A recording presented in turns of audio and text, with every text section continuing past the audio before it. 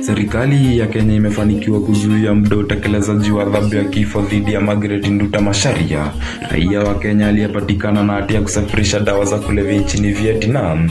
Nduta mwenye umri wa miaka 37 alihukumiwa kifo baada ya kupatikana na zaidi ya kilo 2 za kokaini, lakini shinikizo la diplomasia kutoka Kenya limepelekea serikali ya Vietnam ili kuahirisha adhabu hiyo kwa miezi miwili.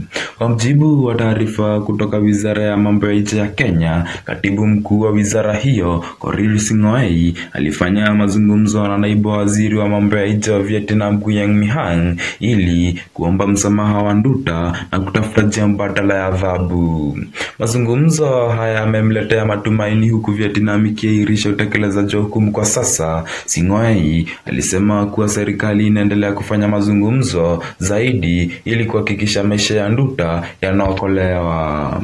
Kabla ya serikali kuingilia kati, familia ya Nduta ilitoa ombi kwa Rais William Ruto na Wizara ya Mambo ya Nje kuingilia kati ili kuepusha kunyongwa kwa Nduta. Viongozi wa kisiasa ikiwemo seneta wa Kisii Richard Onyaka walimtoka rais kuingilia kati na kuhakikisha Nduta anarejeshwa nchini Kenya atumikie kifungo cha maisha badala ya kunyongwa.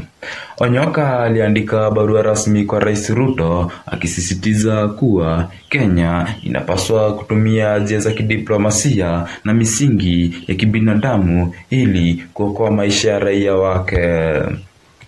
Vietnam ni moja ya nchi zenye sheria kali dhidi ya usafirishaji wa dawa za kulevya. Kupatikana na zaidi ya gramu 600 na heroini au kokaini kunaweza kusababisha adhabu ya kifo. Hii inamaanisha kuwa kesi ya Nduta ilikuwa katika hatari kubwa, lakini sasa kuna matumaini kuwa huenda hukumu yake ikabadilishwa.